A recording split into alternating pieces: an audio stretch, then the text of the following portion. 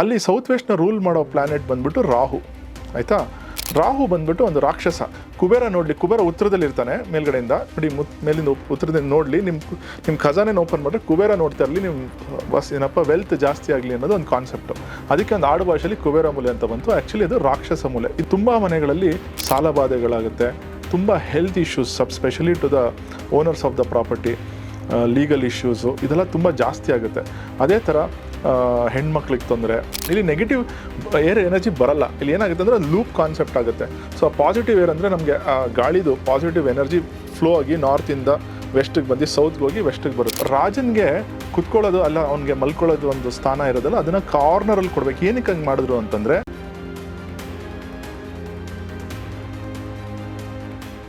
ಎಲ್ರಿಗೂ ನಮಸ್ಕಾರ. ನನ್ನ ಹೆಸರು Aravind Ratan. Fortune Pyramid Centre YouTube ಚಾನಲ್ಗೆ ಸ್ವಾಗತ. ಇವತ್ತು ನಾವು ಒಂದು ಕಾಂಟ್ರವರ್ಷಿಯಲ್ ಸಬ್ಜೆಕ್ಟ್ ಅಂತ ಏನಕ್ಕೆ ಹೇಳ್ತಾ ಇದ್ದೀನಿ ಅಂತಂದರೆ, ಸೌತ್ ವೆಸ್ಟ್ ಅಥವಾ ನೈಋತ್ಯ ಮೂಲೆನ ನಾವು ಕುಬೇರ ಮೂಲೆ ಅಂತ ಹೇಳ್ತೀರಿ, ಆಯಿತಾ.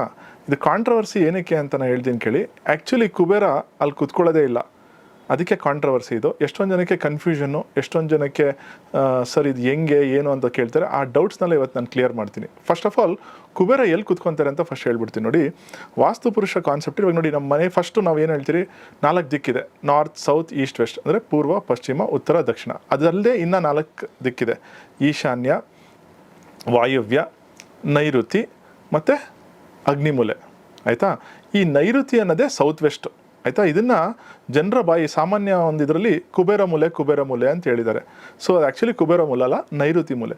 ನೈಋತ್ಯ ಅಂತಂದರೆ ಒಂದು ರಾಕ್ಷಸ, ಆಯಿತಾ. ಮುಂಚೆ ಏನಾಗ್ತಿತ್ತು, ಒಂದು ಕಾನ್ಸೆಪ್ಟ್ ಹೇಳ್ಬಿಡ್ತೀನಿ ನೋಡಿ. ಸೌತ್ ವೆಸ್ಟ್ ಏನಕ್ಕೆ ಇಂಪಾರ್ಟೆಂಟು, ನೈಋತ್ಯ ಮೂಲೆ ಅವ್ರ ಕುಬೇರ ಮೂಲೆ ಏನಕ್ಕೆ ಇಂಪಾರ್ಟೆಂಟು ಅಂತ ನೋಡಿ. ಮುಂಚೆಲ್ಲ ರಾಜರ ಆಸ್ಥಾನಗಳು ಏನಾಗ್ತಿದೆ ಅಂದರೆ, ನಾರ್ತು ಮತ್ತು ಈಸ್ಟಲ್ಲಿ ದೊಡ್ಡ ದೊಡ್ಡ ಓಪನಿಂಗ್ಸ್ ಇರುತ್ತೆ, ಅಂದರೆ ಮೇನ್ ಎಂಟ್ರೆನ್ಸಸ್ ಇರ್ತಾಯಿತ್ತು.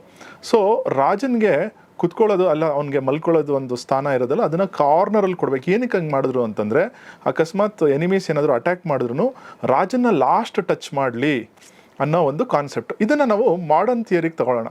ಸೊ ಸಪೋಸ್ ನಿಮ್ಮ ಮನೆ ನಾರ್ತ್ ಇಲ್ಲ ಈಸ್ಟಲ್ಲಿ ಓಪನಿಂಗ್ ಇದೆ, ಆಯಿತಾ. ಅಕಸ್ಮಾತ್ ಕಳ್ಳ ಏನಾದರೂ ಮನೆಗೆ ಬರ್ತಾ ಇದ್ದಾನೆ ಅಂತಂದರೆ, ಅವನು ಲಾಸ್ಟಿಗೆ ವರ್ಕ್ ಆಗೋದು ಸೌತ್ ವೆಸ್ಟ್ ಮೂಲೆ, ಅಂದರೆ ಲಾಸ್ಟ್ ರೂಮು ಸೌತ್ ವೆಸ್ಟ್ಲಿರಲಿ.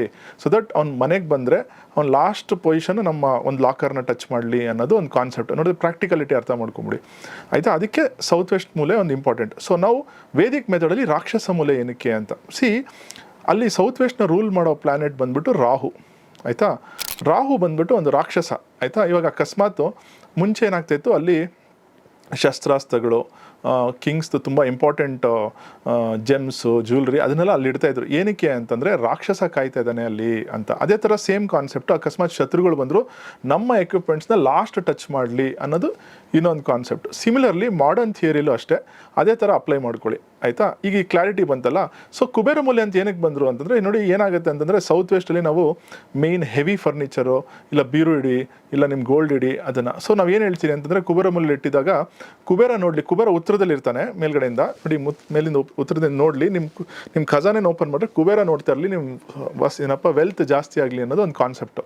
ಅದಕ್ಕೆ ಒಂದು ಆಡು ಭಾಷೆಯಲ್ಲಿ ಕುಬೇರ ಮೂಲೆ ಅಂತ ಬಂತು. ಆ್ಯಕ್ಚುಲಿ ಅದು ರಾಕ್ಷಸ ಮೂಲೆ. ಇದು ಕ್ಲಾರಿಟಿ ಬಂತಲ್ಲ ನಿಮಗೆ.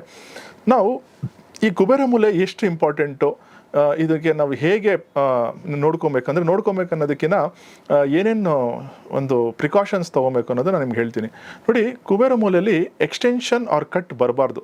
ಯಾಕೆಂದರೆ ನೋಡಿ, ತುಂಬ ಮನೆಗಳಲ್ಲಿ ಸೌತ್ ವೆಸ್ಟ್ ಅವರ ನೈಋತ್ಯ ಎಕ್ಸ್ಟೆನ್ಷನ್ ಇದೆ. ಅಕಸ್ಮಾತ್ ವೆಸ್ಟ್ ಸೈಡ್ಗಾಗಲಿ ಸೌತ್ ಸೈಡ್ಗಾಗಲಿ, ಅಂದರೆ ಪಶ್ಚಿಮ ಭಾಗದಲ್ಲಾಗಲಿ ಇಲ್ಲ ದಕ್ಷಿಣ ಭಾಗದಲ್ಲಾಗಲಿ ಎಕ್ಸ್ಟೆನ್ಷನ್ ಇದ್ದರೆ ತುಂಬ ಮನೆಗಳಲ್ಲಿ ಸಾಲಬಾಧೆಗಳಾಗುತ್ತೆ, ತುಂಬ health issues, specially to the owners of the property, ಆಯಿತಾ. ಆಮೇಲೆ ಆಕ್ಸಿಡೆಂಟಲ್ ಇಶ್ಯೂಸು, ಸ್ಪೆಷಲಿ ಅಕಸ್ಮಾತ್ ದೊಡ್ಡ ಮಗನಿಗೆ ತೊಂದರೆ, ಇದು ತುಂಬ. ನೋಡಿ, ಎಷ್ಟೊಂದು ಜನ ಹೇಳ್ತಾರೆ, ಸೌತ್ ವೆಸ್ಟ್ ಎಕ್ಸ್ಟೆನ್ಷನ್ ಮನೆ ತುಂಬ ಚೆನ್ನಾಗಿರುತ್ತೆ ಅಂತ. ಬಟ್ ಆ್ಯಕ್ಚುಲಿ ತುಂಬ ರಾಂಗು. ನೋಡಿ, ವಾಸ್ತುವಲ್ಲಿ ಒಂದೇ ಒಂದು ಎಕ್ಸ್ಟೆನ್ಷನ್ ಅಕ್ಸೆಪ್ಟೆಡ್ ಅಂತಂದರೆ ಅದು ನಾರ್ತ್ ಈಸ್ಟ್ ಎಕ್ಸ್ಟೆನ್ಷನ್, ಅಂದರೆ ಈಶಾನ್ಯ ಮೂಲೆ ಎಕ್ಸ್ಟೆಂಡ್ ಆಗಿದ್ರೆ ಮಾತ್ರ ಅದನ್ನು ನಾವು ಅಕ್ಸೆಪ್ಟ್ ಮಾಡ್ತೀರಿ. ಅದಕ್ಕೂ ಒಂದು ಸೈಂಟಿಫಿಕ್ ಎವಿಡೆನ್ಸ್ ಇದೆ. ಬಟ್ ಅದನ್ನು ಇನ್ನೊಂದು ಇದರಲ್ಲಿ ಮಾತಾಡ್ತೀನಿ ನಾನು. ಸೌತ್ ವೆಸ್ಟಲ್ಲಿ ಎಕ್ಸ್ಟೆನ್ಷನ್ ಆಗಬಾರ್ದು. ನೋಡಿ, ಕೋರ್ಟ್ ಕೇಸು, ಲೀಗಲ್ ಇಶ್ಯೂಸು ಇದೆಲ್ಲ ತುಂಬ ಜಾಸ್ತಿ ಆಗುತ್ತೆ. ಅದೇ ಥರ ಹೆಣ್ಮಕ್ಳಿಗೆ ತೊಂದರೆ. ನೋಡಿ, ಇದನ್ನು ಸೈಂಟಿಫಿಕ್ಕಾಗಿ ಹೇಗೆ ಪ್ರೂವ್ ಮಾಡೋದು ನೋಡಿ. ಇಲ್ಲಿ ಸೈನ್ಸ್ ಏನು ಹೇಳುತ್ತೆ ಅಂತಂದರೆ, ನೋಡಿ, always positive air or energy comes from the north and east, ಆಯಿತಾ. ಅದೇ ಥರ negative air or energy comes from the south wind. ಇಲ್ಲಿ ನೆಗೆಟಿವ್ ಏರ್ ಎನರ್ಜಿ ಬರಲ್ಲ, ಇಲ್ಲಿ ಏನಾಗುತ್ತೆ ಅಂದರೆ ಲೂಪ್ ಕಾನ್ಸೆಪ್ಟ್ ಆಗುತ್ತೆ. ಸೊ ಪಾಸಿಟಿವ್ ಏರ್ ಅಂದರೆ ನಮಗೆ ಗಾಳಿದು ಪಾಸಿಟಿವ್ ಎನರ್ಜಿ ಫ್ಲೋ ಆಗಿ ನಾರ್ತಿಂದ ವೆಸ್ಟಿಗೆ ಬಂದು ಸೌತ್ಗೆ ಹೋಗಿ ವೆಸ್ಟಿಗೆ ಬರುತ್ತೆ. ಸೊ ಅಕಸ್ಮಾತ್ ನಾವೇನಾದರೂ ಎಕ್ಸ್ಟೆನ್ಷನ್ಸ್ ಕ್ರಿಯೇಟ್ ಮಾಡಿದ್ವಿ, ಎಷ್ಟೊಂದು ಮನೆಗಳು ನೋಡಿ ಸೌತ್ ವೆಸ್ಟಲ್ಲಿ ಬಾಲ್ಕನಿ ಮಾಡ್ಕೊಂಡ್ಬಿಟ್ಟಿರ್ತಾರೆ ಎಕ್ಸ್ಟೆಂಡ್. ಆಮೇಲೆ ಅಕಸ್ಮಾತ್ ಕೆಲವೊಂದು ಹಳ್ಳಿಗಳಲ್ಲಿ ನೋಡಿದ್ದೀನಿ, ನಾನು ಏನು ಮಾಡಿದ್ದೀನಿ ಅಂತಂದರೆ ಈ ಬೀರುಗಳಿಗೆ ಜಾಗ ಇಡೋಕ್ಕಾಗಲ್ಲ ಅಂದ್ಬಿಟ್ಟು ಆ ಬೀರುವಿನ ಒಳಗಡೆಗೆ ಒಂದು ಎಕ್ಸ್ಟೆನ್ಷನ್ ಮಾಡಿ ಬೀರುನ ಇಟ್ಕೊಂಡ್ಬಿಟ್ಟು ಅದು ಸೌತ್ ವೆಸ್ಟ್ ನೈಋತ್ಯ ಮೂಲೆಯಲ್ಲಿ ಅದು ಇಟ್ಕೊಂಡ್ಬಿಡ್ತಾರೆ. ನೋಡಿ ಈ ಥರ ಏನಾಗುತ್ತೆ ಅಂತಂದರೆ ಎನರ್ಜಿ ನಮಗೆ ಅಲ್ಲಿ ನೆಗೆಟಿವ್ ಎನರ್ಜಿ ಜಾಸ್ತಿ ಸಿಗುತ್ತೆ. ಸೊ ಅವಾಗ ಏನಾಗುತ್ತೆ ಅಂದರೆ ನಾವು ರಾಂಗ್ ಡಿಸಿಷನ್ ಮೇಕಿಂಗ್, ನಮ್ಮ ಮೈಂಡ್ ಸರಿಗೆ ಓಡಲ್ಲ ಅವಾಗ. ಸೊ ಅವಾಗ ನಾವು wrong thought process, wrong decision making ಆಗಿ ನಾವು ಪ್ರಾಬ್ಲಮ್ಸಲ್ಲಿ ಸಿಗಾಕೊಂತೀರಿ. So this is the reason extensions ಇಟ್ಕೊಳ್ಬೇಡಿ. ಇದು first and most important point ಆಯಿತಾ. ಎಕ್ಸ್ಟೆನ್ಷನ್ಸ್ ಇದ್ದರೆ ಅಕಸ್ಮಾತ್ ಈ ಥರ ಪ್ರಾಬ್ಲಮ್ಸ್ ಫೇಸ್ ಮಾಡಿದ್ರೆ ನಮ್ಮನ್ನು ಕಾಂಟ್ಯಾಕ್ಟ್ ಮಾಡಿ, ನಾವು ಹೇಗೆ ಸೊಲ್ಯೂಷನ್ ಅಂತ ನಾನು ಸೈಂಟಿಫಿಕ್ ಬೇಸಿಸಲ್ಲಿ ನಾನು ಮಾಡಿಸ್ಕೊಡ್ತೀನಿ.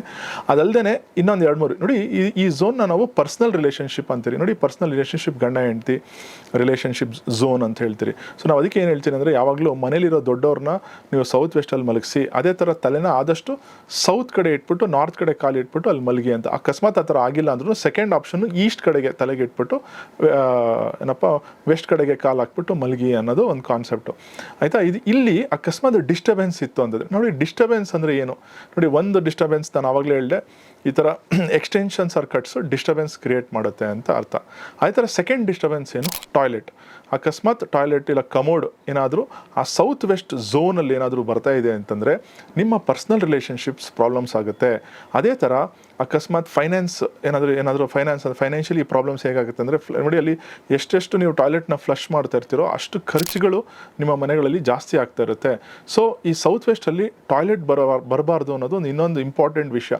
ಯಾಕಂದರೆ ಟಾಯ್ಲೆಟ್ ಯಾವಾಗಲೂ ಒಂದು ನೆಗೆಟಿವ್ ಸೋರ್ಸ್ನ ಕ್ರಿಯೇಟ್ ಮಾಡುತ್ತೆ. ನೀವು ನೋಡಿ ಎಷ್ಟೊಂದು ವಿಡಿಯೋದಲ್ಲಿ ನಾನು ಹೇಳಿದ್ದೀನಿ, ಟಾಯ್ಲೆಟ್ ಯಾವತ್ತೂ ಮುಂಚೆ ಹಳ್ಳಿ ಮನೆಗಳಲ್ಲಿ ಟಾಯ್ಲೆಟ್ ಯಾವಾಗಲೂ ಮನೆಯಿಂದ ಆಚೆ ಇರ್ತಾಯಿತ್ತು, ಮನೆ ಒಳಗಡೆ ಇರ್ತಾರಿಲ್ಲ. ಬಟ್ ನಾವು ಮನೇಲಿ ಎಷ್ಟು ಟಾಯ್ಲೆಟ್ನ ಇನ್ಕ್ರೀಸ್ ಮಾಡ್ತೀರೋ ಅಷ್ಟು ನಾವು ವಾಸ್ತುದೋಷನ ಇನ್ಕ್ರೀಸ್ ಮಾಡ್ದಂಗೆ. So south west because personal relationship zone ಆಗಿರೋದ್ರಿಂದ ಮತ್ತು ಫೈನಾನ್ಸ್ನ ಹೋಲ್ಡ್ ಮಾಡೋ ಝೋನ್ ಆಗಿರೋದ್ರಿಂದ ಈ ಕಡೆ ಟಾಯ್ಲೆಟ್ ಬಂದಾಗ ಫೈನಾನ್ಸ್ ಮತ್ತು ಪರ್ಸ್ನಲ್ ರಿಲೇಷನ್ಶಿಪ್ಸಲ್ಲಿ ಪ್ರಾಬ್ಲಮ್ ಬರುತ್ತೆ ಆಯಿತಾ. ಮತ್ತು 3ನೇ ಥರದ್ದು ಏನು ನೋಡಿ, ಬಾಲ್ಕನಿ. ಅಕಸ್ಮಾತ್ ನೋಡಿ ಇಲ್ಲ ನಮ್ಮದು ಎಕ್ಸ್ಟೆನ್ಷನ್ ಇಲ್ಲ, ಕಟ್ಟಿಲ್ಲ, ಸಪೋಸ್ ಬಾಲ್ಕನಿ ಬಂದುಬಿಟ್ಟಿದೆ ಸೌತ್ ವೆಸ್ಟ್ ನೋಡಿ, ಯಾವತ್ತೂ ತಿಳ್ಕೊಳ್ಳಿ, ಎಷ್ಟೊಂದು ಸೌತ್ ಮನೆಗಳಲ್ಲಿ ಏನಾಗುತ್ತೆ ಅಂದರೆ ಸೌತ್ ಫೇಸಿಂಗ್ ಮನೆಯಲ್ಲಿ ಬಾಲ್ಕನಿನ ಸೌತ್ ವೆಸ್ಟಲ್ಲಿ ಇಟ್ಬಿಡ್ತಾರೆ.